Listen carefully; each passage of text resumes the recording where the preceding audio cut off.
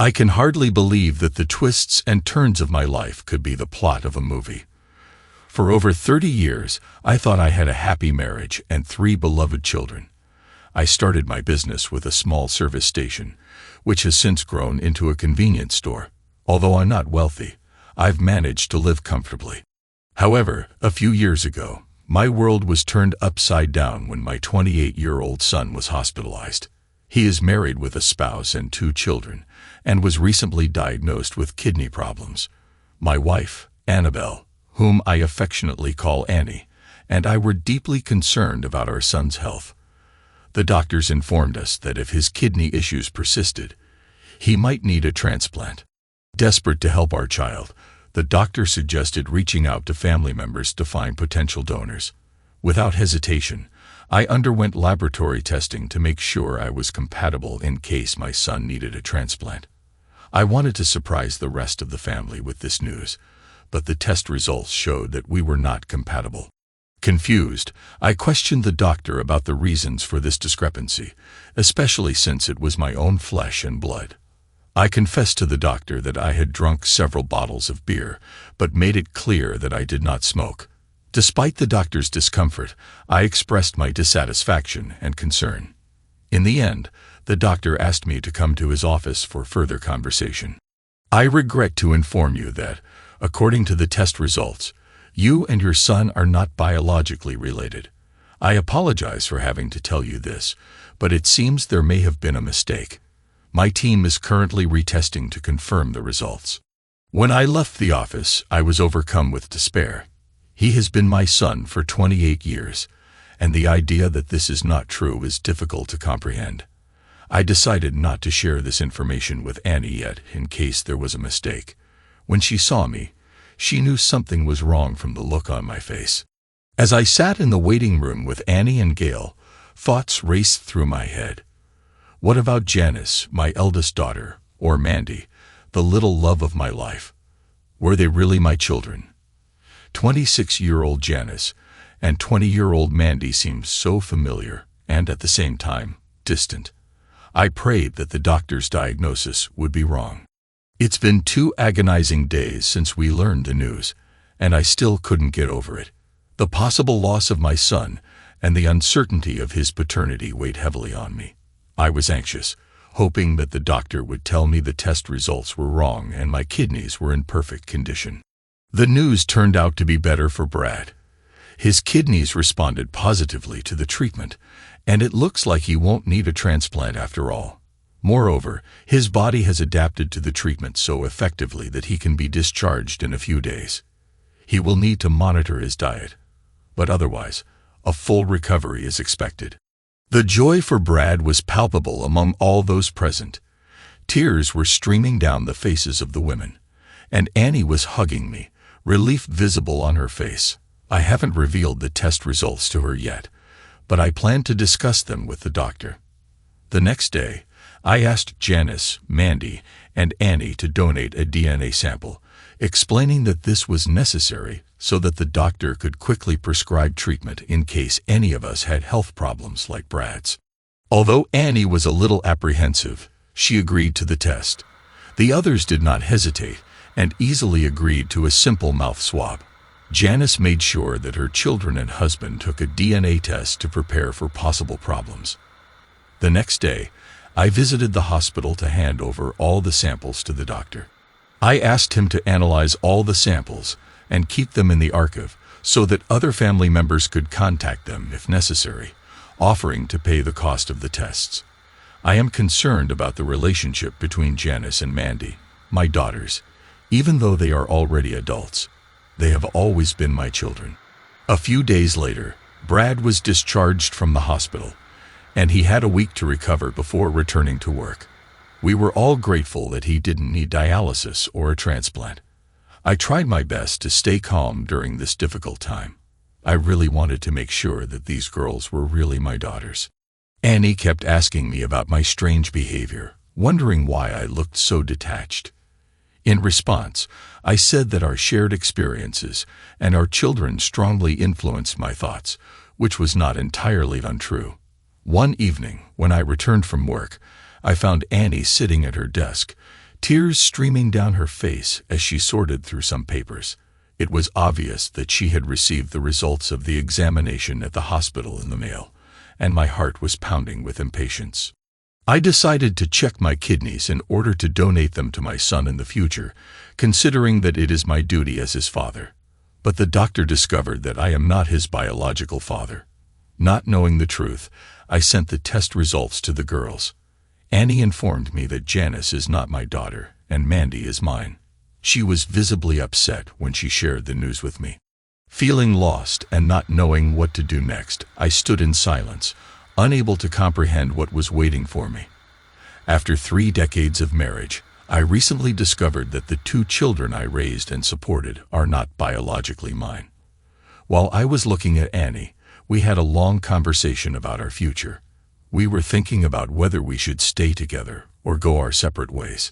But Dan, that incident happened more than 28 years ago. Can't we just forget about the past? But I can't forget about it. You had an affair, and I deserve to know the truth about the children I've been taking care of all these years. According to the results of the tests, it was confirmed that Janice and Brad are siblings, which indicates a long-standing relationship and not a one-time mistake. The exposure raises questions about who else was involved. Apparently, the affair took place at the very beginning of the marriage, and Harvey was named the second participant. Despite the fact that the affair was a mistake, it has since stopped. The situation is complicated by the fact that Harvey died 25 years ago, and the question remains whether his wife Mary knew about the affair. Did she take part in your intimate life? Please, Dan, let's not talk about this. I love you. It's all in the past. Can't we just move forward? Are you serious? What's going on with you? We got married, and soon after that, you started a relationship with Harvey. You had his child, whom I raised as my own, and 2 years later, when we were still connected with him, we had another daughter whom I also raised as my own. If he hadn't passed away shortly after Janice was born, you might still be with him. I am grateful that at least one of my children is really mine. Are you ready to clarify everything? Annie burst into tears, but I couldn't be persuaded. I needed to know the truth. I had the right to do that. Unlike the fictional scenarios in movies, I could face reality. I know that you and Harvey were old friends. I had feelings for him. But in the end, he chose Mary over me, and they had a child together. I had feelings for you too, but not as deep as I had for Harvey. After their wedding, I fell into a deep depression. You proposed to me, and I accepted it partly out of anger at Harvey. I wanted him to see that I was moving on without him. So you married me to get back at Harvey, and ended up being with him behind my back. I asked. You often left in a tow truck. Mary worked during the day, and Harvey came to me. It wasn't a deliberate decision, it just happened. I can't make excuses for my actions. We had a relationship, and I realized that I still had feelings for him. He visited me, promising that one day we would be together, but there was no hurry. I was young, and as long as he showed me love, I was happy. But he disappeared when I got pregnant with Brad, and I felt angry and abandoned. When he finally returned and saw Brad, he asked if it was his child. I refused to answer until he married me, but he laughed and offered to raise his child alone. Did he really think I was gullible enough to believe in a coincidence? What exactly happened? If you're trying to convince me that it just happened, then you must be dumber than I thought. What happens to Janice if you stop seeing her? Did the same thing happen to her? I made it clear to him that he was not welcome in our house if neither you nor Mary were there. I had feelings for him, but I soon discovered that he was only using me for physical intimacy. One day, he came and forced himself on me. He threatened to reveal Brad's secret if I resisted. He showed me no kindness. He hurt me deeply. As he left, he grinned and expressed a desire to have another child with me. I kept this information to myself, afraid that it would jeopardize our relationship. Shortly after Janice was born, Harvey tragically died in a car accident. I was devastated, but at the same time, I felt a sense of relief. I was finally able to put the pain of his infidelity behind me and move on. My love for you grew stronger every day. Our life together was fulfilling, wasn't it? I'd spent years trying to fix my mistakes despite our differences. I think we had a happy marriage, didn't we? Was our marriage really good? Looking back, I realized that it was built on deception. You were unfaithful by marrying me when you were still in love with another man. You gave birth to another man's child, claimed you were forced to, and got pregnant again without informing me. And now you expect me to just move on.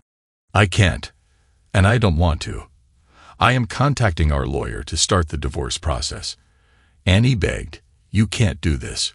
But what about our children? How will you explain this to them? I don't believe you were forced to be with him, and you would have continued if he hadn't died. You have a week to share your story with the kids. After that, I'll tell them the truth. Brad and Janice don't know that I'm not their biological father. Only you, and I know this secret. Please, Dan, they love you. Don't hurt them by telling them that a stranger is their real father. I am their father, and they are my children. You can't do without me. I've been on their side from the very beginning, and that's not going to change.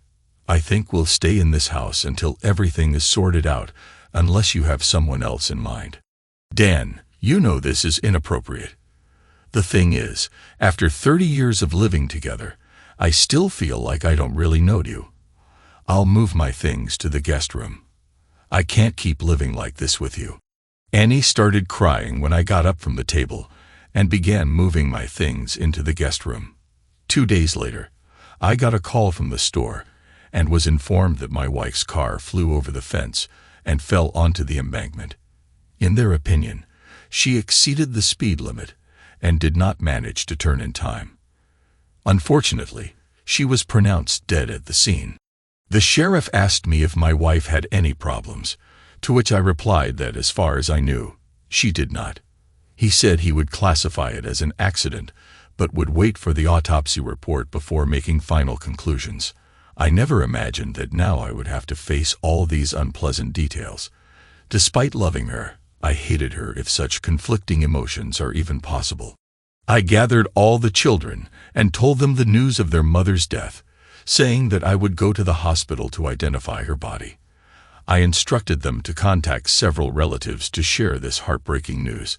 The shock of her death was hard for everyone, including me, because now I was carrying the burden of her death. The question of whether she had committed suicide or whether it was a tragic accident remained open. A few days later, the autopsy results showed that there was nothing unusual in her life, and the only anomaly was the presence of blood pressure medications in her body. The investigator did not find any other causes of her sudden death. After it was determined that her death was accidental, I mourned her at the funeral. Despite the divorce, I still had deep feelings for her after 3 decades of living together. I was relieved that I hadn't gone to a lawyer yet because no one needed to know about Annie's secret affair. It was something I had to carry alone because sharing it with the kids didn't make sense. The day after the funeral, my 2 daughters and my daughter-in-law arrived at the house, and I asked them to collect all their mother's personal belongings. I only asked for a few family photos. It's hard to understand my pain unless you've experienced something similar yourself. The what-if questions were eating me up. What if I hadn't passed the test? What if I hadn't told Annie? What if I hadn't left her? Would things have turned out differently, or was fate just moving too fast? That day 2 years ago, right before the holidays, everything changed. I found myself alone on vacation again, as my son and eldest daughter now lived far away from me. I offered to visit them for a day or 2 during the holidays, but my daughter Mandy had other plans. As a college graduate, she had the opportunity to go to England with friends on vacation thanks to a trip organized by her school. A few months before, she had mentioned this trip to me, expressing concern that I would be alone. I assured her that I had been living alone for 2 years. Every day, I found myself at the store or the service station, never being alone in this noisy environment. One day, I settled into a cozy armchair and turned on some programs on my outdated TV. A familiar advertisement appeared on the screen, urging viewers to donate $24 a month to provide a child in a third-world country with 3 meals a day, housing, medical care, and education. I couldn't help but doubt the justice of such a call. Although I fully support the idea of helping the less fortunate, I couldn't help but wonder if such advertising really makes a difference. For $1 a month, I would move there myself. Unfortunately, I am not enthusiastic about sending money with the hope that it will benefit the children. I wish success and blessings to those who participate in such events, but this situation gave me an idea. The next day, while at the store, I met one of the local priests and asked how the church's Christmas campaign was going. I asked if they were organizing a program where families in need could be identified by writing their names on a tree. The priest confirmed that such an action was indeed taking place. "Do you have a last name that you would like to share for publication?" he asked. "No, I would like to help one family during the holidays," I replied. "That's great, Dan. Just come to the church and choose a name from the Christmas tree. It's pretty full this year. Many people are in need because of unemployment. Jim, can you recommend a family that really needs help? I want to make a significant impact on the holiday, and not just help a family experiencing difficulties due to a recent layoff," I asked. "I'm not just handing a toy to a child. I want them to remember this holiday forever," I said with a smile. Jim seemed to understand my desire to have a positive impact on the family's life. "Dan, I think I found the perfect family for you." A young widow with 3 children recently moved here from the city. Her husband tragically died as a result of a crime related to the use of illegal substances, and she moved here in the hope of giving her children the opportunity to start a new life, explained Pastor Jim. "Thanks, Jim. I appreciate the opportunity to help," I replied gratefully. Although I am not a regular visitor to the church, this year I feel obligated to extend a helping hand to those in need.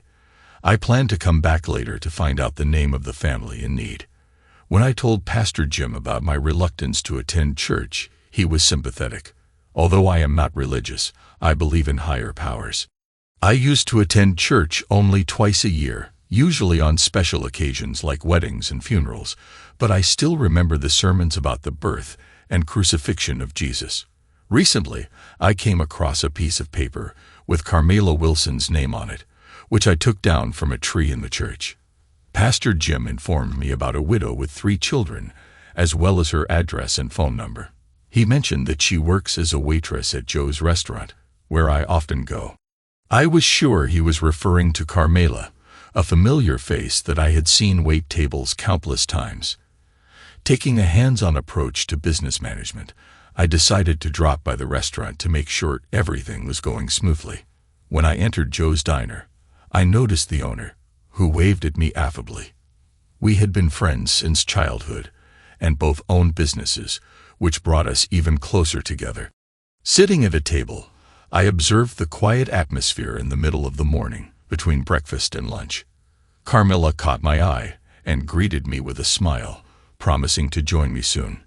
If you described Carmela, she was about 30, had a pleasant appearance, and although she was not an extraordinary beauty, she radiated a neat and attractive charm thanks to her shoulder-length dark hair. She had attractive legs and a medium build, though not particularly thin. Describing her face turned out to be more difficult than expected, but her smile was undeniably pleasant. "What can I offer you?" she asked. "Just a coffee and a little conversation, if you don't mind," I replied. "Coffee, yes, but I'm not sure about the conversation," she responded. "I apologize for not being good at communicating with women.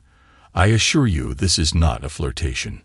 I just chose your name from the Christmas tree of the church because I would like to be your friend during the holiday season. I'm not sure about your intentions, so I'm just going to have coffee with you." I watched her approach Joe, and he nodded approvingly. When she returned with my coffee, she said, "Joe says you're good. I am often approached by men, but now I am not interested in it." "So, what exactly do you mean by saying that you want to be a friend during the holidays?" she asked. "I'm grateful to the church that my children's names are on the Christmas tree for gifts, but I noticed that they didn't say anything about me having a friend," she continued. I have an idea, friend, and I want to share it with you. If you want, I can buy gifts for the children myself. In short, I saw a program on TV that talked about sponsoring a child in need in another country for only $24 a month.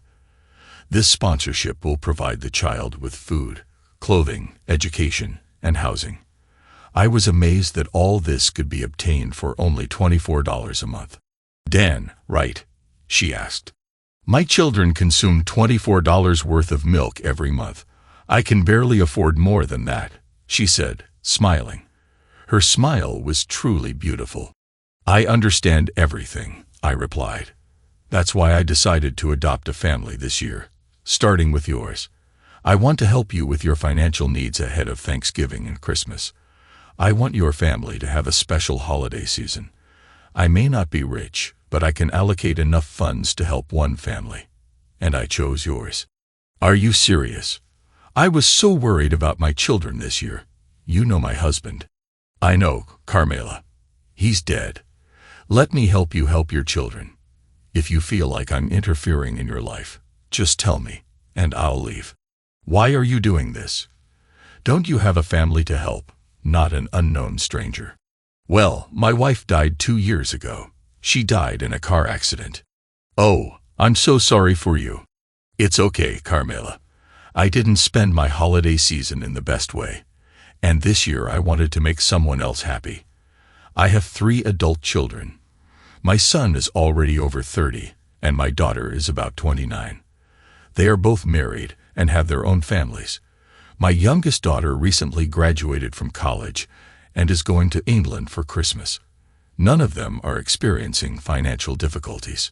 So, would you like to make friends for the holidays? You seem like a kind person, Dan. For the sake of my children, I will agree, but please, no tricks. Over the past year, my family and I have faced a lot of problems. How can I help you?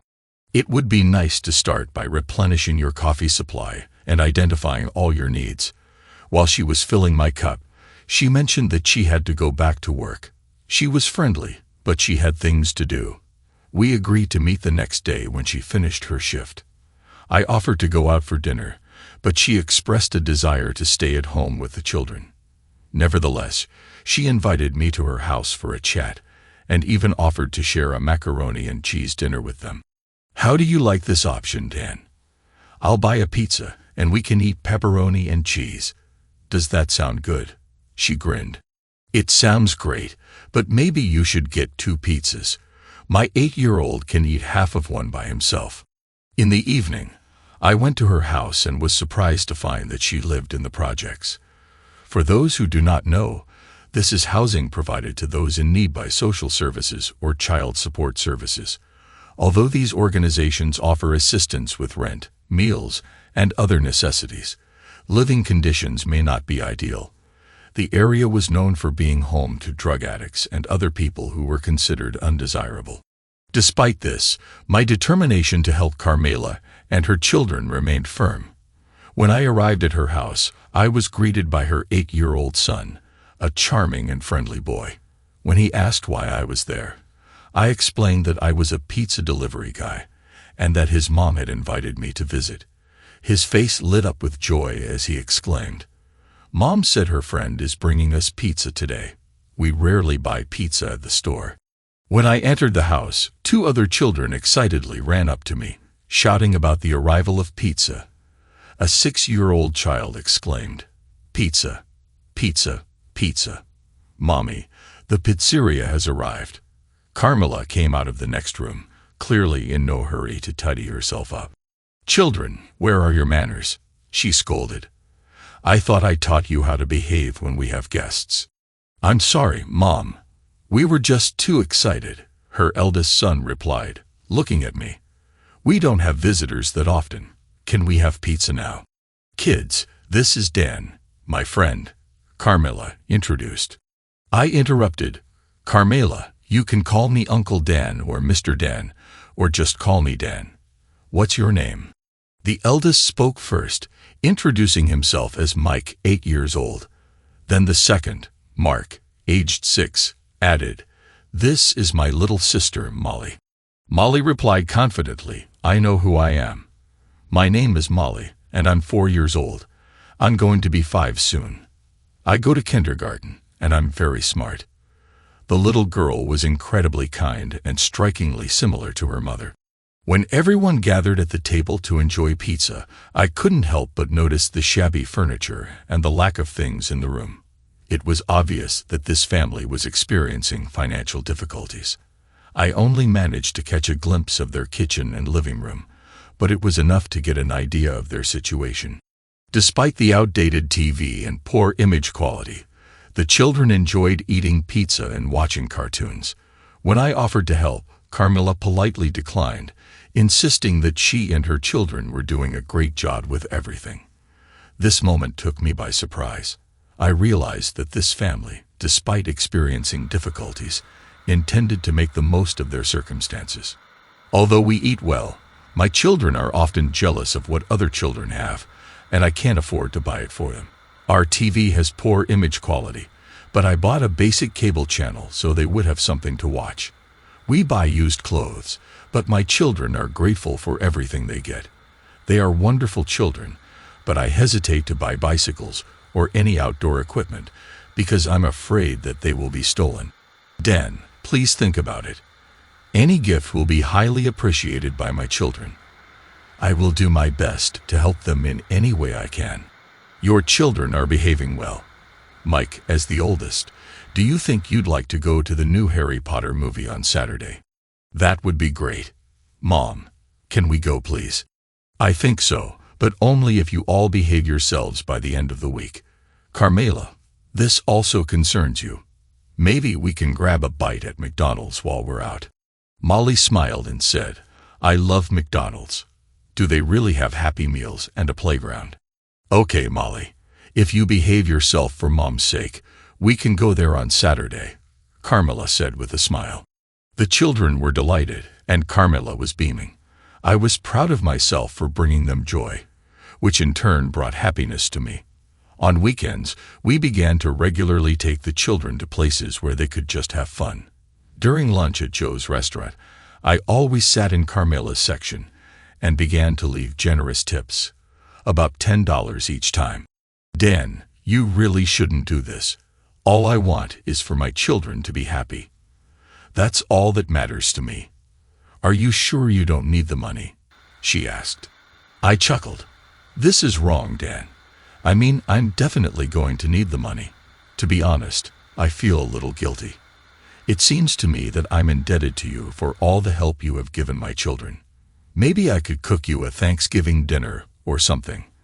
I want to do something for you too. I'll talk to the kids now, find out what our plans are, and I'll call you back. Carmela, I like doing this for you because it brings me joy. I find satisfaction in helping those who seek to improve their situation. Please don't feel obligated to repay me in any way.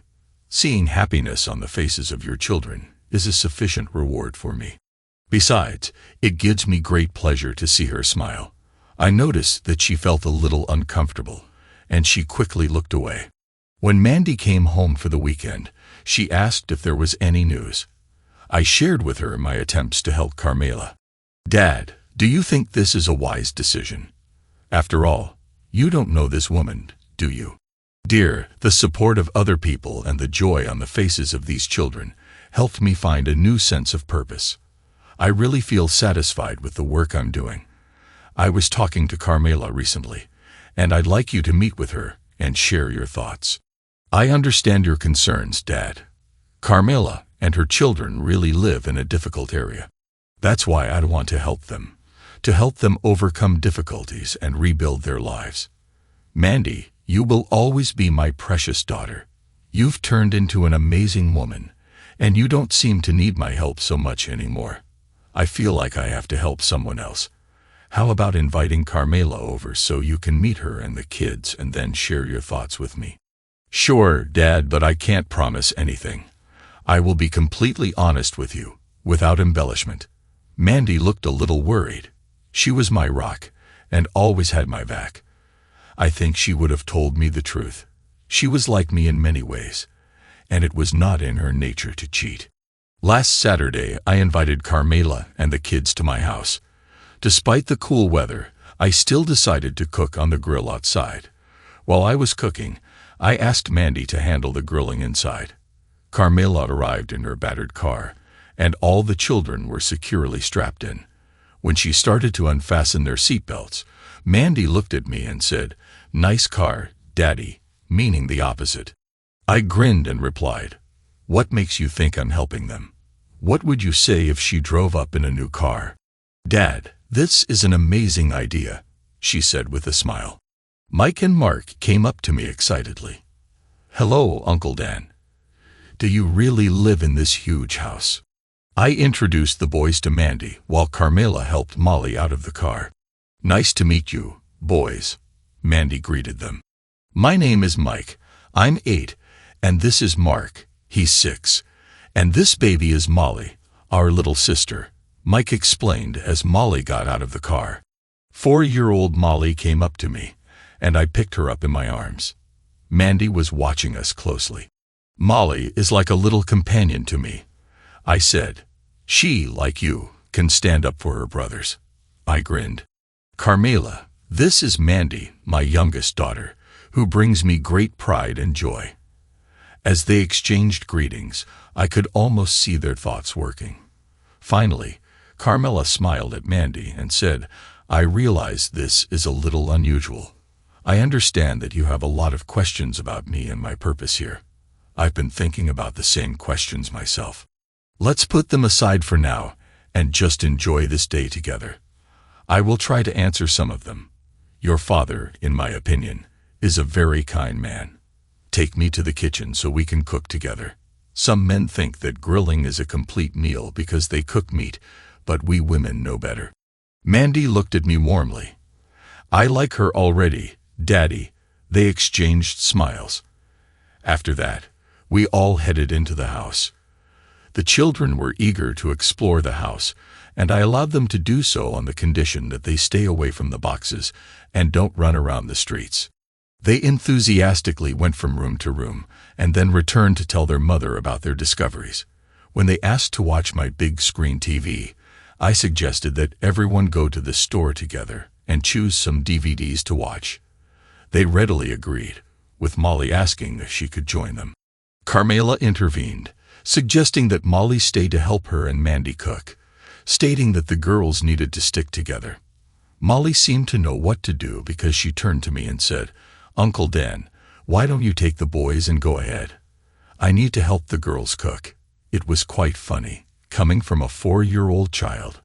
I assured her that everything was fine and promised to rent a movie especially for her.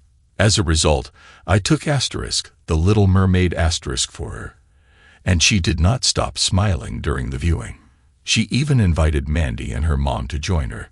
She allowed the boys to watch too, but only so they wouldn't make any noise. It was funny watching her try to act like an adult. The girls decided that Thanksgiving would be celebrated at our house. Carmela and Mandy volunteered to cook, and I entertained the kids, which was very simple. Although my pool was closed for the winter, we had a jacuzzi that the children planned to enjoy in their bathing suits. After bathing, they sat down to watch movies on the big TV. When we had enough time to prepare, Mandy suggested that we contact Brad and Janice to let them know about our Thanksgiving plans. After Carmela and the kids left, I had a nice chat with Mandy. She mentioned Carmela and the children, emphasizing Carmela's kindness and work ethic. Mandy also informed me that anyone who wants to use the jacuzzi should remember to bring their bathing suits. Carmela shared with me the tragic story of her husband's murder, detailing the difficulties she had to go through. Now I understand why you are eager to help her, especially given her dedication to the children. She is not making excuses for her life, and it is obvious that she is making sincere efforts to improve the situation. Dad, I believe she really cares about you. And why not? I support her and her family. I hope she appreciates me a little bit. No, Dad, I mean caring in a deeper sense, maybe even love. Maybe she didn't say it, but we women can feel things like that. Mandy, I think you might be right. I am very happy for her. This is the most joyful thing I've done since your mother died more than 2 years ago. Mandy correctly noted that I have deep feelings for Carmela and the children, although I do not know what these feelings can lead to. I admit their presence, and I was surprised to find out that others noticed it too. Besides, Brad and Janice called me separately. I tried to tell them that I had helped Carmela during the holidays and that I had learned the family's last name from the Christmas tree of the church. It seemed to me that I had successfully completed the story. I informed them that Carmela wanted to express her gratitude by helping with Thanksgiving dinner. Although they were hesitant at first, they eventually agreed to join us for dinner. In the weeks that followed, Carmela and Mandy worked together to coordinate all the preparations. Their relationship resembled that of sisters. Carmela took over the role of senior and led most of the planning. Of course, Mandy went to school most of the week and returned home on Fridays. I visited them almost every day to have lunch at the restaurant and mostly to see Carmela. At least twice a week, I went to her apartment to say hello to the children and bring them treats. Carmela told me that I spoiled them. I have to say that it bothered me a little when I watched Carmela work. She was always so friendly and nice to everyone. I've seen men bother her, but she always smiled and refused to be courted or dated. I think it was natural for me to feel jealous, even though I had no right to be. On Thanksgiving Day, Carmela and her children arrived at our house early in the morning. In a simple skirt and blouse, Carmela looked effortlessly amazing. When she and Mandy started cooking, Mandy mentioned that she had also invited her boyfriend to join us for dinner. I had already met him several times. He worked as a paramedic and also went to college, where he crossed paths with Mandy, who was studying to be a nurse. They were both part of a team traveling to England to help at the hospital during the holidays. Their departure was scheduled for the week before Christmas, and their return was on the 8th of January next year. There was less than a month left, and the thought of Mandy not being around at that time was haunting. Brad, his wife Gail, and my 2 grandchildren arrived. I hugged them all, and the children eagerly asked when they could use the jacuzzi. I said that I would like to introduce them to the other children later. Then I introduced them to Mike, Mark, and Molly, who seemed to like each other right away. When we went into the kitchen, Mandy hugged her brother warmly and began to introduce him to Carmela. Brad, Gail, this is Carmela, she said, feeling proud to introduce her as her father's close friend. Brad just greeted Carmela, but I could see that he was already looking at her. Gail, on the other hand, warmly welcomed Carmela and offered to help with everything they needed. Janice and her husband Rob arrived, and we all started chatting. Janice's children happily ran to the basement to play with the other children, where we had a lot of games, coloring books, and various entertainments. The basement had been recently renovated and was equipped with a TV and DVD player so that the children would not get bored. Meanwhile, the women returned to the kitchen to continue cooking, and we guys tried not to disturb them. I felt that the men were interested in learning about Carmela and her story, so I tried to explain without giving away my true emotions. But I realized that I'm not very good at hiding my feelings. "Wow, she looks great, Dad," Brad commented. "Is she about my age?" "She's actually 31 years old, Brad," Rob replied. "She's really an amazing woman, and she could use some help, Dad." He always called me Dad. Rob added, "Aren't you afraid that she might have feelings for you or vice versa?" "Well, I'm a widower, and she's a widow," I explained. "She may be younger, but if something happens, then so be it." "Dad, were you together?" Brad asked. "I'm sorry, Brad, but this conversation seems inappropriate and too personal to me. As your parent, I think it's important to be honest with you. I want to make it clear that I did not try to kiss her, and I want you to know that she is a wonderful woman who is very dear to me. I understand that it may be unpleasant for you to talk about this topic, and I apologize. I know you must miss your mother because it's been 2 years since she passed away, but my feelings for this woman have nothing to do with your mother. I'm a living person, and if I find someone attractive, then that's my own business. Let's change the subject and continue the conversation. Let's go check on all the kids. Your wives are cooking, so we'll have to babysit. We went downstairs to look after the children. Carmela's children got along well with the others. Molly kept coming up to me to chat, which bothered Brad, but Rob found her to be the sweetest girl. Mandy brought her boyfriend, Ross, downstairs to introduce him to everyone. I had already met Ross a few times, and I think Brad had too. After meeting Mandy, she returned upstairs, and Ross joined the conversation. I recently met Mandy's friend Carmel, and found that she is a very kind woman. Mandy mentioned that her husband was tragically murdered, and it's very unfortunate. I decided to get to know Carmel's children better, and they seemed like good kids to meet despite the loss of their father. Ross praised me for helping the family, and I thanked him for his kind words.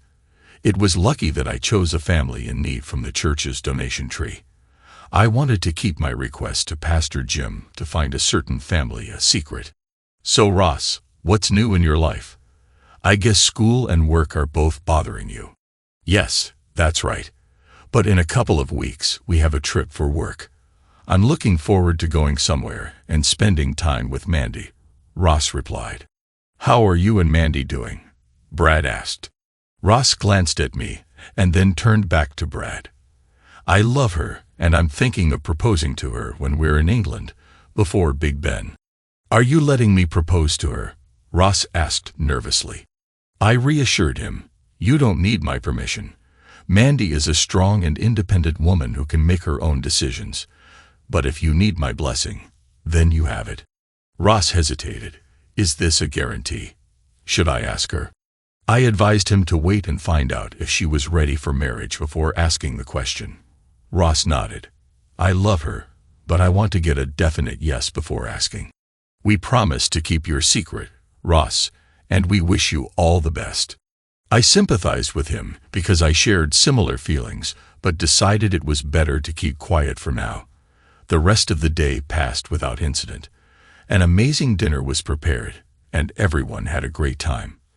The children took turns having fun in the jacuzzi while the adults preferred to stay away. Carmel mentioned that she would go there another time, and I made a mental note to remind her of that. As the evening went on, Mandy and Ross left to be together. I helped Carmel clean the house, and then Brad and Gail joined us. When we finished, Brad and his family were preparing to leave. Brad expressed his pleasure at meeting Carmel and wished her luck, hoping that everything would turn out well. Before leaving, Janice pulled me aside and expressed her concern, saying that Carmel was a good woman but too young for me. I was taken aback by her remark because I had just given her a helping hand. Janice insisted that Carmel had feelings for me that I didn't know about. We asked about her status, and she told us that she has a relationship with a guy. That guy turned out to be you, Dad. Otherwise, she wouldn't have come to us today. Be careful, Dad. When everyone left, Carmel gathered the children and said she really enjoyed spending time with us. She found my family pleasant and kind. For some reason, I bent down and kissed her.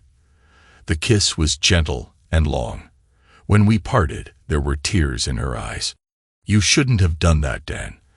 I have to leave. After picking up the children, they quickly said goodbye to me and jumped into the car. When I approached Carmel at the car window, I apologized, admitting that I had crossed the line, and asked for forgiveness. To tell you the truth, Dan, I've been hoping for this for a long time, she confessed and drove home in her old car. As the weekend passed, and I didn't hear from her, I became more and more worried about my actions. On Monday, I went into the restaurant and found that she was not there. Joe informed me that she needed to take Molly to kindergarten, and she would be back soon. I planned to return home at lunch by stopping by the store, but my plans were disrupted when one of my employees got sick, and I had to take over. Realizing that I had gone too far, I tried to distance myself from Carmel as her vacation buddy, not her romantic partner. I had to respect our friendship. When I got home, Carmel called me. When I saw her name on the caller ID, I hesitantly answered. Dan, our apartment was broken into. When I returned home with the children, I found that our belongings had been stolen, including an old TV. We only have clothes left, she sobbed.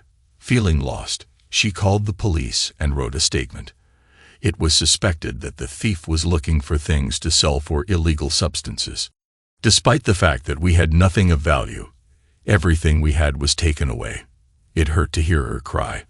I told Carmel to pack suitcases or bags of clothes for herself and the children, and I went to get them, promising to be there in 15 minutes. Don't worry, everything will be fine.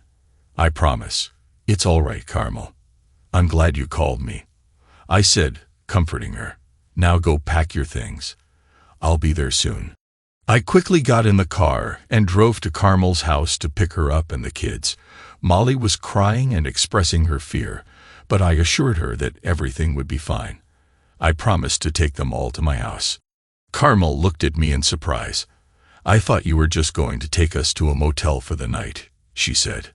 No, everyone's coming home with me, I said. Put all the things you have collected in your car. Take my car. And the kids. I'll take yours with your things. Without hesitation, she followed my instructions. I talked to the police officer and informed him that they could contact her at my house. I gave him my phone number for further communication. The officer noted that it was unlikely they would be able to return any items to her since she had not indicated anything of value that could be traced. The only thing the attackers did was severely damage the apartment. After expressing my gratitude to the officer, I climbed into Carmel's old car and tried to start it, but to no avail. With the help of the officer, I was able to start the car and drove home. When I got home, I found Carmel and the kids waiting for me on the porch, confused as to why they hadn't entered the house. Carmel explained that they had been waiting for me to arrive before going inside. I instructed the boys to help me unload my bags. Carmel told them to take their things to the bedroom with bunk beds. All of Molly's belongings were to be placed in the front bedroom opposite Mandy's room. The boys' stuff was on the upper level and the girls' stuff on the lower level. If they weren't sure, they could place them in the living room for Mom to decide.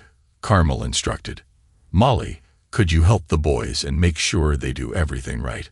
Molly liked to lead the boys. Dan, what are you up to? We can't stay here. What will your children think? Carmel asked. Carmel, you really need help today. Let's try to do things my way for a few days so we can work out a plan. You and Molly can stay in the front bedroom, and the boys can stay upstairs. Dan, the boys have school, Molly has kindergarten, and I have a job. How will this affect life here? You'll just have to leave a little earlier. I can also help by taking Molly or the boys to school. Please call them tomorrow and tell them that your house has been robbed and that you'll take the boys to school. Mention my name so that I can take care of them and pick them up. It's going to be okay, Carmel, I assure you. Dan, you are very dear to me. I have strong feelings for you. Your children know about it, and I want you to know too. Have you discussed this with them? I asked. No, women feel it without warning, but men may not understand. I can't speak for your son Brad, but Mandy, Janice, and Gail know. I can't hide my feelings. They are always in plain sight. I will worry about my children, even though you have enough worries as it is. And anyway, I don't regret kissing you. I just wanted you to know. Upstairs, I checked on the boys and made sure their drawers were empty. Carmel helped them choose their clothes. Meanwhile, Molly and I went downstairs to empty the drawers in her room. I was grateful that my late wife's things had been put away. The task was made easier by the fact that everyone came into the room with Molly and me. Molly asked her mother if she could keep her things in the drawers. I took the boys, and we went in search of dinner while Carmel put her things away. The boys and I cooked hot dogs and macaroni and cheese. As soon as everything was ready, we sat down at the table and started chatting over food. Carmel asked about the rules of conduct in the house, to which I replied that we would create them as we went along. We informed the children that they needed permission to do anything until the rules were set. They were told that an invitation was required to enter my room or office. Access to the pool was strictly prohibited despite its closure. They were still children, and we emphasized the danger of drowning. Going to the jacuzzi required permission from Mom or me, and it shouldn't become a regular occurrence. Watching TV also required our permission. It was their job to keep their room tidy, although Carmel couldn't help but chuckle at the memory of the boys' not-so-tidy habits. At least the rules were set. I looked at the boys and Molly, who was always smiling at me. "Children, this is your new home. Feel free to be kids and have fun, but always remember to ask your mom's permission if you're not sure about something," I reminded them. "But Uncle Dan, what if we get hungry?" Mike asked. "Just eat. That's what I do when I'm hungry. Tomorrow, my mom and I will buy you snacks. You will always have food. Just remember that your mom is in charge when it comes to food. And one more thing, and I want to make it clear, if your mom says no, please don't ask my permission. If I say no, don't try to go to Mom. No means no. Any more questions?" Molly raised her hand, and the gesture made me smile, because I assumed she had learned it in kindergarten. "Yes, Molly. Can we play with toys in the basement, even if they don't belong to us?" "Of course, you can play with any toys that we have downstairs," I replied. I told Molly that this year we will talk to Santa, and he will probably bring you gifts. Molly raised her hand impatiently and asked, "Can I go play with them?" "Of course, honey, go. I'll join you downstairs soon," Carmel replied. Molly got up quickly and headed down the stairs, followed by the boys. As they were walking down the stairs, one of the boys called out, "Uncle Dan, can we watch TV?" I just shouted back, "Sure, go ahead." Carmel came up to me and hugged me tenderly, tears glistening in her eyes. She whispered, "I don't know how I would have coped without you." Wiping away her tears, she pulled away, and we didn't hug anymore.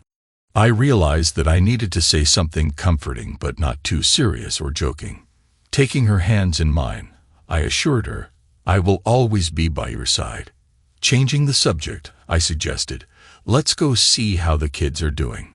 We went down to the basement to join the children, creating a sense of family. Memories of how Annie and I sat together and watched the children play came back to me. It was the right place. When it got late, Carmel told the children to take a bath and get ready for bed.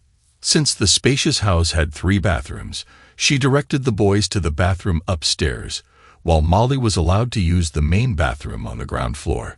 "Carmel, this is your home now. Molly, of course you can use the large bathroom and shower," I assured her. "If necessary, I'll use the shower in the basement. Please feel free to make yourself at home," I told Carmel. While she was getting the kids ready for bed, I went to my office to work on my books for a while. Looking up, I noticed Molly standing in the doorway in a small nightgown, obviously just out of the shower. "Hello, Molly. Do you need anything?" I asked. She replied, "I want to kiss you goodnight, but Mom said I can't enter your office until you let me." I smiled and invited her in, saying, "Come in, honey." She burst in, and I had to lean back in my chair to make room for her on my lap. She hugged me tightly, kissed me on the cheek, and wished me good night. "Good night, Uncle Dan," she whispered. "Where's Mom?" I asked. "She's upstairs arguing with Mikey and Marky," Molly replied. "Well, let's go see if we can help." Without thinking, Molly ran up the stairs, and I followed her. We caught them in the middle of a discussion. "But Mom," Mikey protested, "Mike is constantly getting his way because of his age." When I asked for the top bunk, he simply stated that he was older and therefore had to choose first. Carmel, Molly, and I watched in silence. I asked Mike if he really thought he should always be first because of his age. Mike replied that he was older and therefore deserved such treatment. I noted that he was only 2 years older than his brother and suggested that this should make him 2 years wiser. Is it really necessary to argue about who gets which bed? Let's come up with a plan to share the top bunk, I suggested. Mike turned to his younger brother. How about you take the top bunk this month? And we'll switch next month. We can alternate like this. Mark agreed with a smile and, climbing into the upper bunk, thanked Mike for being a great big brother. You feel good inside, don't you, Mike? His mom asked. Yes, probably, Mom, Mark replied. After kissing her sons goodnight, Carmel took Molly downstairs to put her to bed. I have some work to finish, Carmel said, getting ready to take a shower and prepare for bed. Returning to my office, I heard the sound of a running shower. The image of Carmel stayed in my mind for a long time. After her shower, Carmel appeared in a nightgown and bathrobe, her hair still wet. Good night, Dan. Thank you for everything, she said before heading to bed. Is there anything that doesn't suit you? I asked. Smiling, she said before heading to bed. I asked again, is there anything that doesn't suit you? She smiled, walked over to the bed, and the scent of the shower lingered around her. Taking a deep breath, I returned to work on the book. The morning flew by in a whirlwind of activity. Carmel asked me to contact Joe and warn him that she might be late. She had to run errands at school and kindergarten, as well as change her address. When I called Joe, he doubted that I was serious about Carmel. He was determined to protect her from harm. A man in his 60s, married for more than 4 decades, seemed to take care of Carmel's interests. The fact that his wife worked as a chef in a restaurant testified to his sincere concern for Carmel's well-being. I assured him of my intentions to never harm Carmel and the children, despite my desire to help them. In the evening, we returned to Carmel's old apartment to pack her things, which turned out to be few. After returning the keys to the office and making sure that the monthly rent was paid, she said that she had moved out because of the robbery. Mike and Mark rode with me in the truck, and Carmel, Molly, and her old car followed. When we returned to the house, the phone rang. Carmel answered, and Mandy was on the other end of the line. Asking why she was in the house, Carmel explained how her apartment was broken into, leaving her and the children almost homeless until I offered them a place to stay. Mandy asked to talk to me. Do you have any doubts about this? You know how she feels about you, right? What's the best thing to do, Mandy? Maybe I should just give her the money and tell her to figure it out on her own. I care about her, you know. We are both adults and have not committed any wrongdoing. I'm sincerely glad that she and the children are here. It's like going back to the good old days. Dad, I just want to say that you're crossing a fine line. I sincerely consider Carmel a sister, and you know it. I'm just reminding you both to be careful and considerate of your actions. After talking to Mandy for about 20 minutes, I helped the boys bring the remaining things into the house and put them away or in the basement. I asked, what did Mandy want to know after I returned your phone? She mentioned some concerns about us, mostly related to typical girly conversations. But really, what's there to worry about? We're both adults. I'm over 50 now, and I've managed to get this far in life. I am confident in my ability to make decisions for someone who may not be able to make their own choice. Dan, it's important for you to know that I really care about you. I told Mandy about it, and now you know too. I explained to her that I wasn't sure what our relationship would lead to, but you were a great support for me and the kids. I will always be grateful to you for this, although my emotions sometimes clouded my gratitude. Mandy is worried that someone might get hurt in this situation. I assured her that I would never come between you and your family. Let's take matters into our own hands and continue to live in the present moment. Perhaps time will tell us the solution. At that moment, Mike and Mark entered the room. Uncle Dan, can we all go to the jacuzzi? They asked eagerly. I glanced at Carmel and then turned back to the children. Only if your mom joins you. I don't want you to go there alone, I replied firmly. Come on, Mom, please come with us. You'll like it. It's warm, relaxing, and full of bubbles. Please, Mommy, they continued to beg. Yielding to their request, Carmel finally gave in and said, All right, boys, I'll join you. Go and put on your swimsuits. Molly, go get your swimsuit, and I'll join you soon, I said. When she looked at me accusingly, I just smiled back. She went to change into a 2-piece swimsuit and asked, Are you happy now? As she walked past me with a smile, I replied, Definitely. "You look great in anything." "You planned this, didn't you?" she asked, but I just smiled back. The children were looking forward to her arrival. "Wow, she looks even more amazing," I mused as she settled into the tub. "This woman really has everything." After a while, I handed Carmel her drink. She giggled and remarked, "The water is just amazing. My body desperately needs it." The children sat quietly, mesmerized by the dancing bubbles. "Thanks, Uncle Dan. This is amazing," Mike chimed in. "I mean, it's warm, but not unpleasant." "Well, you know what I mean." After taking one last look at Carmel, I headed to the office to finish my paperwork. While I was working, I could hear everyone in the house bustling and getting ready for bed. Soon, I saw Molly peeking into my office, her smile lighting up her face as she waited for my permission to enter. It was impossible to resist her charm, much like her mother. Molly came in, climbed onto my lap, kissed me, hugged me, and tenderly wished me a good night. "See you in the morning, Uncle Dan," she said. I ran a hybrid gas station, a self-service store, and a grocery store. Although I was no longer doing car repairs, I had a tow truck for emergencies. Carmel came to me upset that her car wouldn't start again.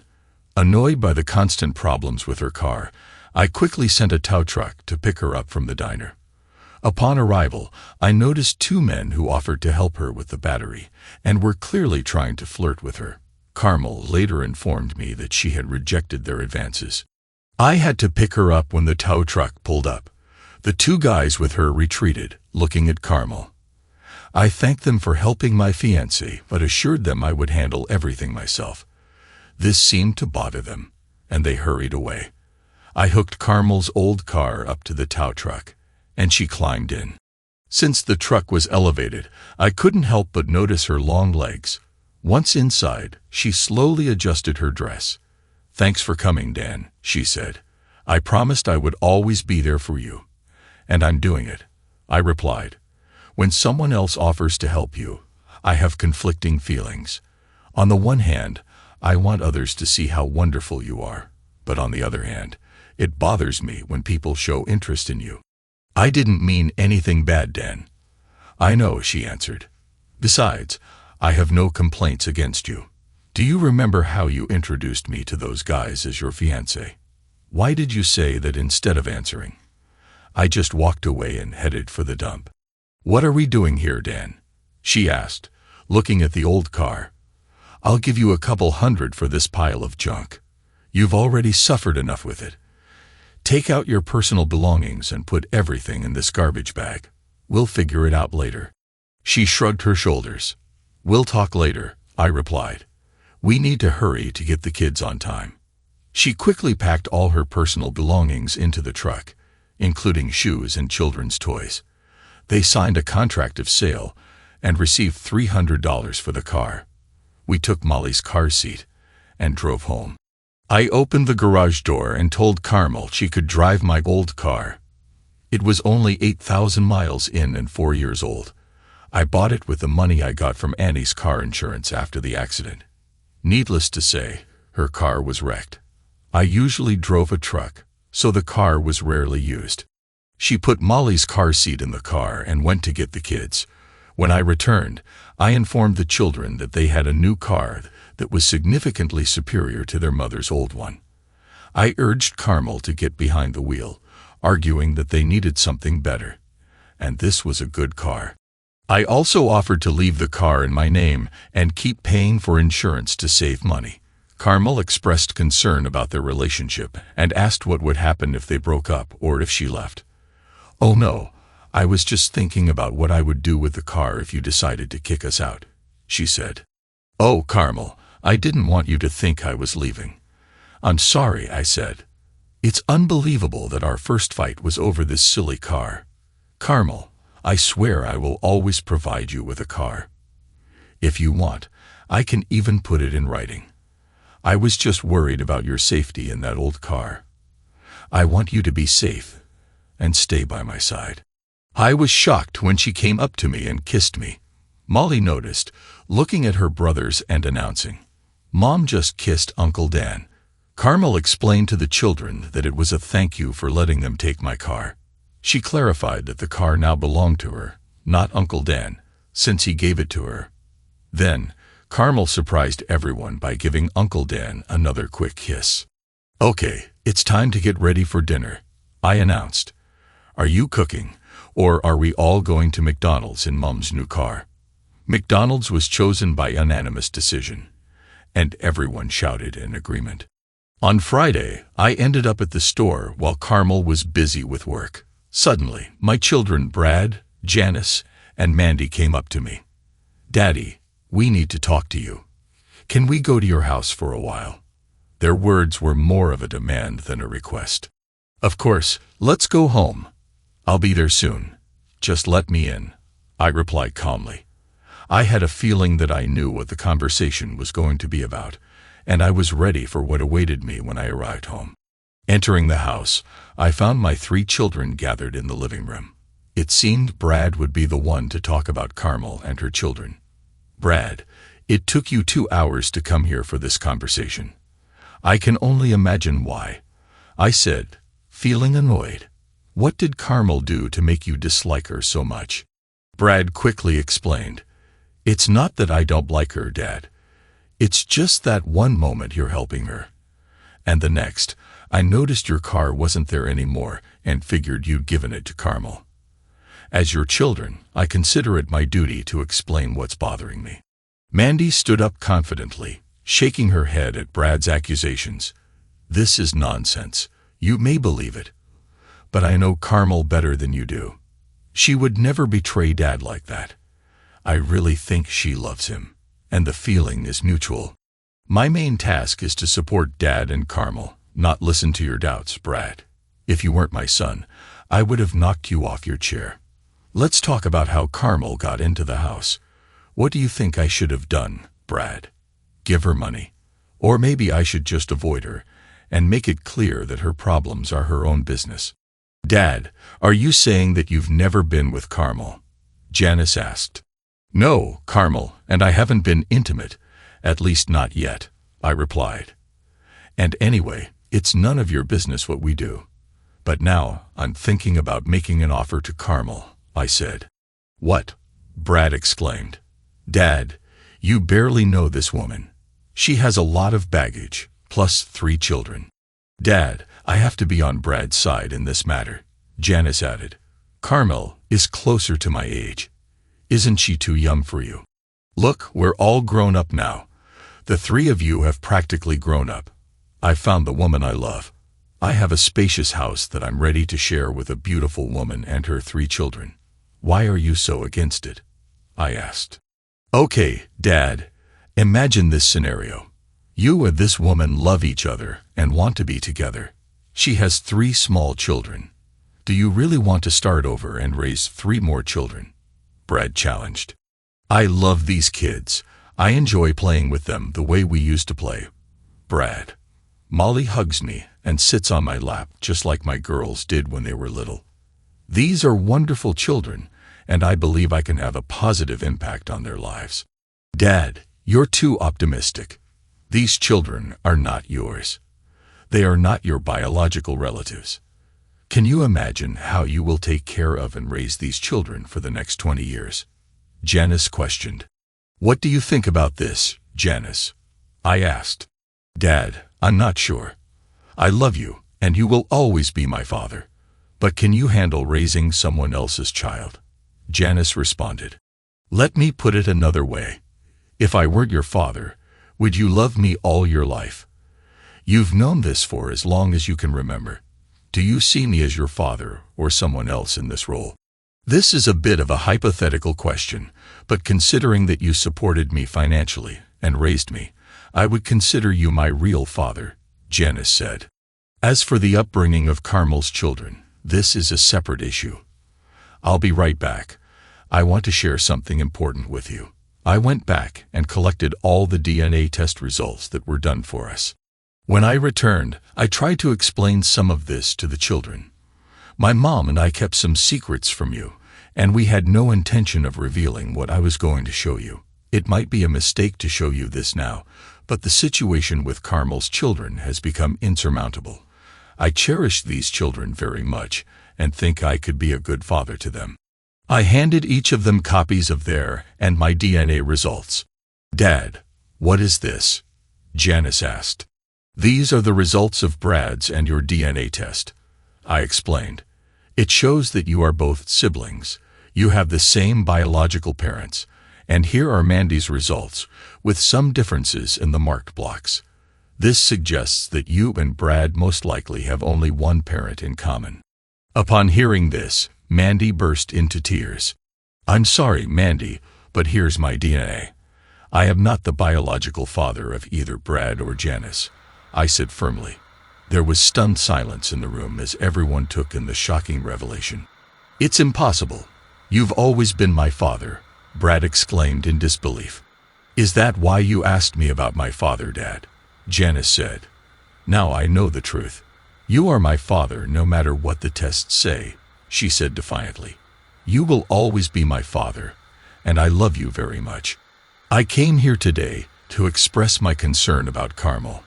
I hope you didn't make a mistake. I feel confused, and I want you to be happy." Janice continued to cry. I hugged her.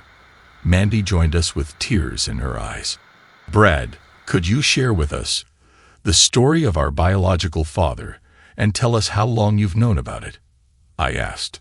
"First of all, Brad and Janice, I want you to know that you are my children. Since I found out about it, nothing has changed except what you now know. You are my son and Janice is my daughter. Family is not only about blood, it's about love and compassion. I was going to tell you about my father and how I found out about him. I married your mother at a young age, vying for her love with another man named Harvey. Harvey also loved another woman, Mary, and eventually married her when she became pregnant. I was grateful to your mother for staying with me and proposed to her, which led to our marriage and my subsequent happiness. A few years later, I found out from your mom that she was pregnant. Your mom got pregnant with you, Brad. 2 years later, she became pregnant with Janice. Unfortunately, Harvey passed away shortly after Janice was born, leaving your mother in a state of depression. After the DNA analysis, she confessed to me that you two were Harvey's children, and I was shocked and didn't know what to do. We decided to take a break for about a month to think about everything. Annie and I talked, and after that, your mom turned into the perfect wife a man could count on. She loved me, and I always took care of you as if you were my own children. This was the turning point. You all know what kind of life we led after that. We had a wonderful family until your mom had an accident. Dad, why did you agree to take the test and donate a kidney to me if you weren't my biological father?" Brad asked. "I prayed fervently to God, hoping that I would become a suitable donor for you, my son. If we were a match, I would gladly and without hesitation give you my kidney," I explained. Janice asked me if I had taken a match test before Brad went to the hospital. I admitted that I didn't do it because it was expensive and unnecessary at the time. When I passed the test, it confirmed that we were not suitable for each other. By the way, I have the test results for all our family members. Brad and Gail are the biological parents of their children, and Janice and Rob are the parents of their own children. To let you know, there is no need to share the details of our conversation. Your mother was a loving wife and mother. Let's leave it as it is. I'm sorry, Dad. I'm ashamed of my actions." Upon hearing this, my son started crying. I haven't seen him this emotional since his mother's funeral. "Brad, I understand that in times like these, people usually worry about their inheritance. It's not ideal, but that's the reality of life. I think you and Janice are probably more worried about your inheritance than about Carmel and my well-being." I realized this when I noticed that Brad and Janice were looking at the floor. "Rest assured, all 3 of you will always be included in my will. I have made sure that each of you gets a fair share. I wanted to express my disappointment that you didn't show compassion to Carmel and her children," I told Janice, tears still streaming down her face. The possibility that she wasn't my daughter seemed to overshadow all thoughts of inheritance. Janice snuggled up to me, insisting that she didn't believe the test results and that I was her father and always would be. I hugged her tightly, comforting her as best I could. Just as I started hugging Mandy, Carmel's car pulled up. "I won't tell Carmel unless you want her to know why we're all here," I said. When Carmel entered the room, she greeted everyone in a friendly manner. "What brings everyone here?" she asked. After thinking about it, Mandy replied, "Today is my last day off, so we all decided to go out for dinner." Carmel's face lit up with the idea. "Oh, that would be great. Just give me a minute to change my clothes. Kids, why don't you chat with Mandy, Janice, and Brad while I get ready?" she suggested. Molly walked over to Brad, who was already sitting down, and hugged him warmly. "Hi, Brad," she greeted him. "I like you," Brad said, looking at me. He seemed to understand what I was talking about. Mike walked up to Janice and asked, "Did you bring your children so that we could all play together and practice sharing toys better?" "No, honey, they're at home. Maybe you'll come visit them after Christmas." "Can I? Uncle Dan, please," Mike asked eagerly. "I've never been to their house." "We'll see, Mike," I replied. "Christmas is still a couple of weeks away," I added. Mandy asked Mark about the latest developments. "We recently bought a new car," Mom said, and kissed Uncle Dan. All eyes were on me. Fortunately, Carmel showed up and saved the situation. "Yes, Mike, I gave him 2 kisses as a thank you for letting us take the car. Actually, we're going to dinner now. Come on, kids, get in the car. Uncle Dan will be driving, so everyone should sit in the back." After dinner, Brad came over to us, and we talked in private. "I'm sorry, Dad. I'm sorry for my stupidity in doubting you. You were right when you asked how all this might affect you, Brad. It's just that the way you did it bothered me. I urge you not to doubt my actions. If they bother you a lot, let's talk like father and son until we reach an understanding." His smile reassured me when I mentioned our relationship as father and son. After that, I discussed it with Janice as well. I wanted my children to always feel my support. I'm still wondering if I did the right thing by telling them about it. But now it's all settled. Janice asked me to babysit so she could go Christmas shopping with Carmel. I asked them to buy a few things for me as well, providing them with a list and enough money. I suggested that they leave things in storage so that I could pick them up later. I had the idea to buy bicycles for the children, because now they lived in an area where they could ride them. Pulling Carmel aside, I asked if she needed money for shopping. She replied that she was not shopping for herself, but for me and the children for Christmas. I got $300 when my friend sold my old car. I knew she was too proud to accept more money because she wanted to provide her children with good things without spoiling them. I asked Carmel if I could borrow her car to take the kids shopping, and she jokingly reminded me to be careful and not eat in it as she had only recently received it. Smiling, I agreed. I took the kids to Santa's and took a picture with them, telling them that we were shopping for Mom for Christmas. Mark told me that he would like to buy Mom a nice present, but he doesn't have the money. I decided to give each of the children $20 for shopping on the condition that they could spend it only on Mom, not on themselves. I told them to look for things that cost less than $20. When Mike asked if they could carry the money themselves, I agreed but reminded them to keep it in their pockets so as not to lose it. "Keep the money until you are ready to make a purchase," I instructed. I handed out about $20 bills to each of the boys, who quickly folded them and hid them. Molly, on the other hand, had a small purse full of various trinkets, so I made sure to find a safe place for her money. The children did not understand what money was and looked at expensive things with surprise. Realizing this, I decided to take them to a store designed for children. Inside, I led them through the aisles, showing them what they could afford with their money. I informed the cashier that if they wanted something extra, they should inform me about it. I was amazed by the dedication of these children who diligently searched for the perfect gift for their mom. The oldest, Mike, came up to me and asked to borrow $5. "Uncle Dan, Mom loves unicorns, and one costs $25. Could you lend me the rest? Mike explained. I reminded him that a loan meant he would have to pay me back. Instead, I offered a deal. I would give him the difference if he washed my truck. Mike readily agreed and thanked me, after which he ran to buy a unicorn. Mark was engrossed in watching movies when I approached him and reminded him that he was supposed to be shopping for his mom. Yes, Uncle Dan, he replied. Mark explained that his mom loves movies like Titanic and Shrek because they make her laugh. He didn't know which movie to buy as he didn't have enough money for both. I calmed him down by giving him the extra money needed to buy both films. In return, I asked Mark to help Mike wash my truck. Mark gratefully accepted the money and promised that his mother would appreciate the films. I watched the woman who tried to help Molly, but she stubbornly shook her head. I asked Molly what was the matter. If she couldn't find what she was looking for, she replied that none of the perfumes smelled like her mother, and she needed just such a one. I looked at the saleswoman and quietly mentioned the white diamonds.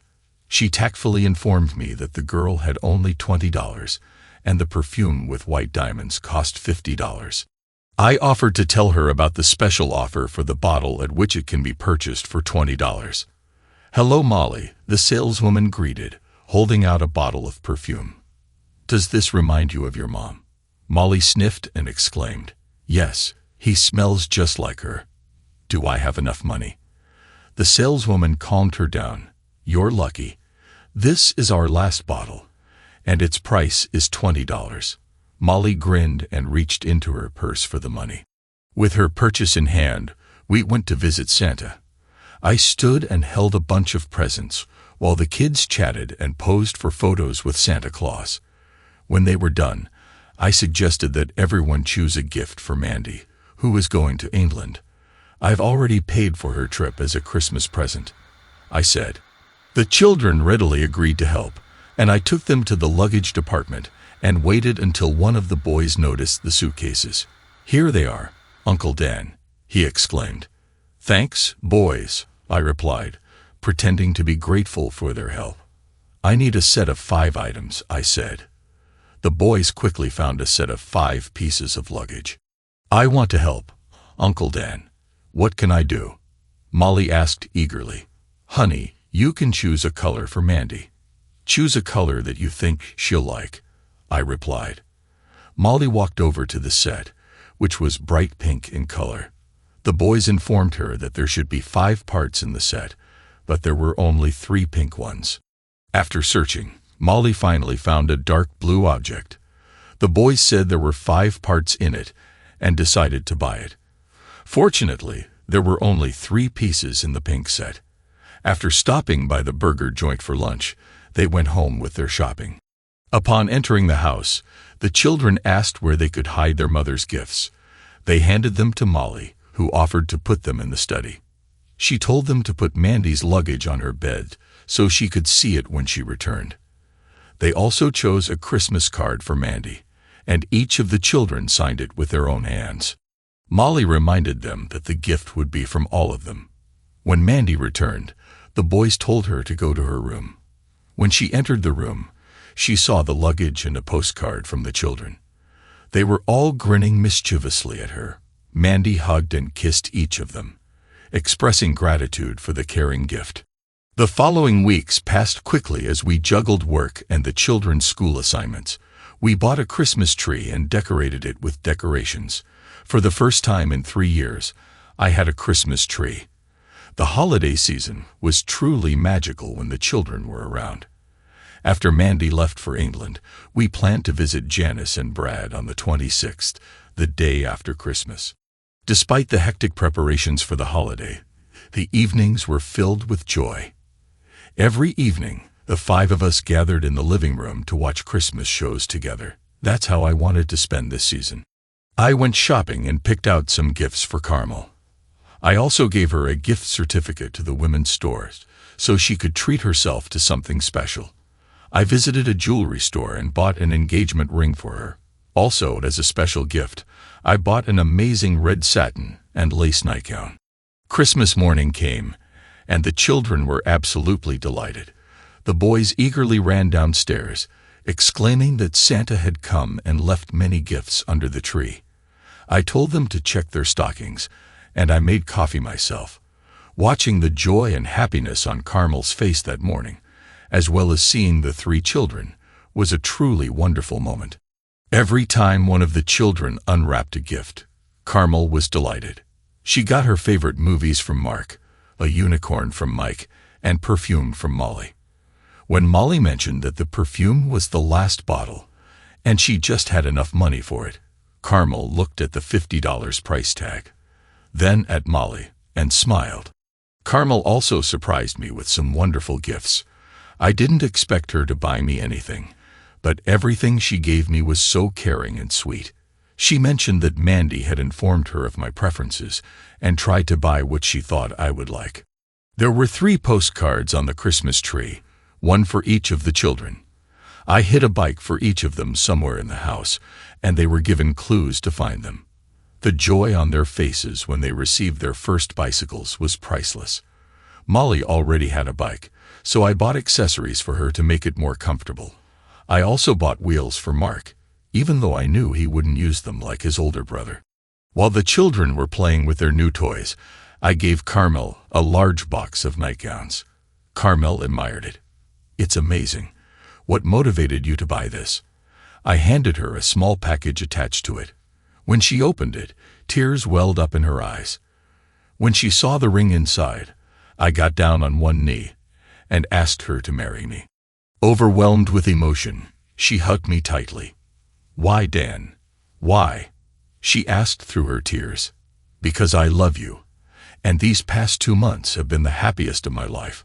I want you and the children to always be by my side." Dan, I know you're hoping for a yes answer, but the answer is no. Please give me a chance to explain before making assumptions. She continued, "I really love you, and I say this from the bottom of my heart. But for now, the answer is no. It's not about your age, it's about us. We haven't been together that long, and even though it's been an incredible few months, our relationship is just beginning. You made the decision to help a family in need by doing everything possible to support them. When the holiday season is over, life will return to normal for all participants, but I have a suggestion for you which I hope you will consider. I want to rent our rooms, and I'm offering you $200 a week to cover the expenses. If you don't mind, we can offer a higher price. I want us to live together as a family with the possibility of formalizing this agreement within 6 months or even earlier if you feel that something is not working out. Just let me know, and we can come up with something else. I want you to be confident in your decision. Getting used to the fact that a woman and 3 children live in your house takes time. I need support to be self-sufficient and productive. It's important that your family sees that I need more than just your money. I want you to understand that my love for you is sincere and not empty words. All I'm asking for is time, Dan. I'm here to stay until you tell me otherwise." She returned the ring to me and kissed me again. She asked me to leave her a nightgown, expressing the wish that neither of us was in a hurry to get married. I clearly understood her message. Although we agreed not to rush into marriage, we wanted to be sure that this decision would be sincerely desired by both of us. I accepted her point of view, but at the same time, I longed to deepen our intimacy both emotionally and physically. Despite the cool weather, our day was busy. The children played with their toys, and the lack of snow prompted them to ask to ride bicycles. Carmel and I wrapped ourselves in our coats and watched them enjoy their new bikes in the middle of the day. We got a call from England later that day. It was Mandy. She called to inform us that Ross had proposed to her and she agreed. He did it against the backdrop of Big Ben, and they planned to tie the knot next June. We expressed our joy to her and exchanged holiday wishes. Later, before putting the children to bed, the whole family watched A Christmas Story. They came back to thank me for an amazing Christmas. Sitting on the bed, I listened to Carmel take a shower, anticipating the delicious scent that would soon fill the hallway. The lights came on in the bathroom and hallway, illuminating the dimly lit room with warm light. Carmel appeared in the doorway wearing a new nightgown. "Can I come in?" she asked. but I didn't say anything. When she came in and closed the door behind her, she said, "Dan, I love you, but I think we should hold off on getting married until we really understand each other. I want to start tonight. Will you be with me?" I was taken aback, but my smile gave me away. Carmel walked over to the bed, where I pulled back the covers so she could slip inside and lie down next to me.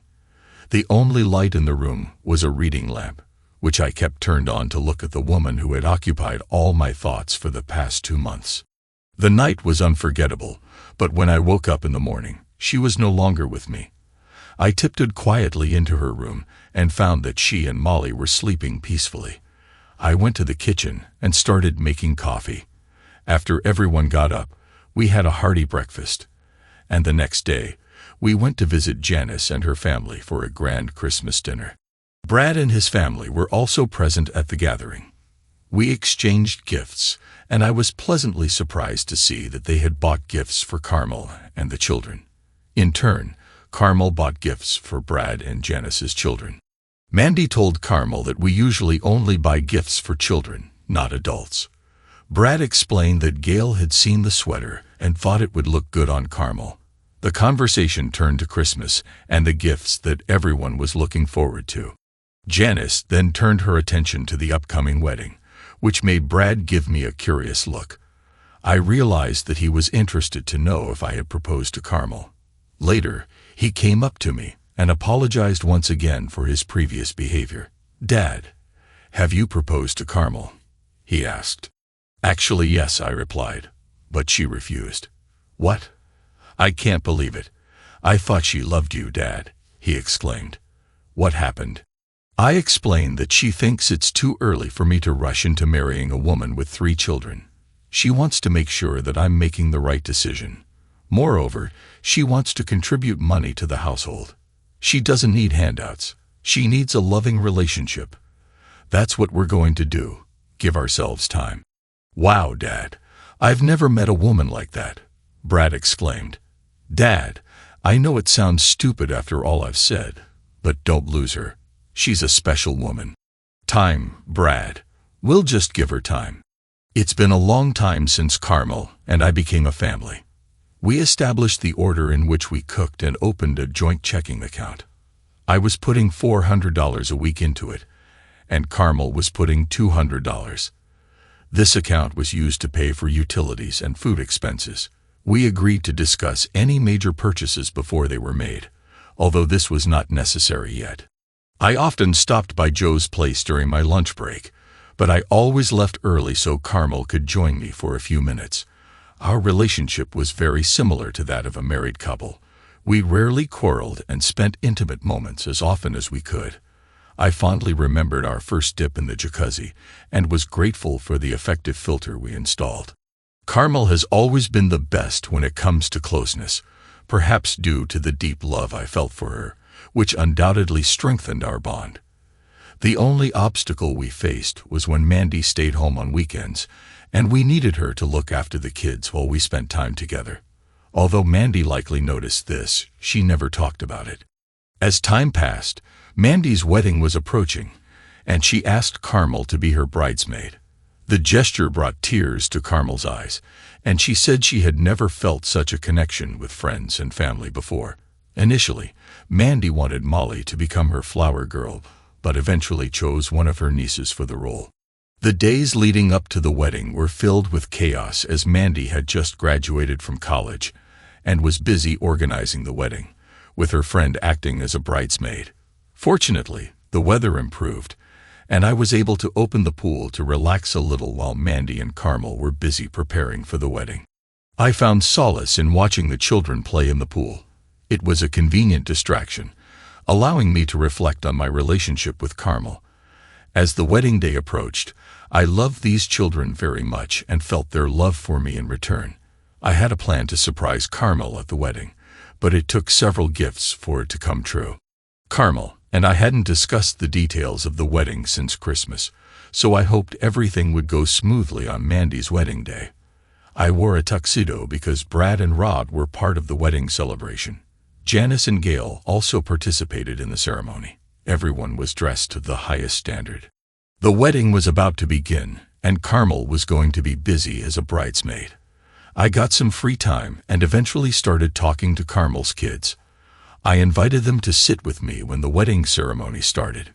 Mike, Mark, and Molly took seats in the front row, with Molly choosing to sit next to me. I reminded them to be quiet and enjoy the ceremony, as I would have to leave for a while to walk Mandy down the aisle. I hoped they would listen to my words. As the rest of the family gathered for the wedding, music started playing, and Ross, Brad, and Rob stood next to the priest at the entrance. Janice led them down the aisle. As she moved towards them, the children greeted her with a wave and a quiet, "Hello, Aunt Janice." Gail followed suit, receiving an affectionate greeting in return.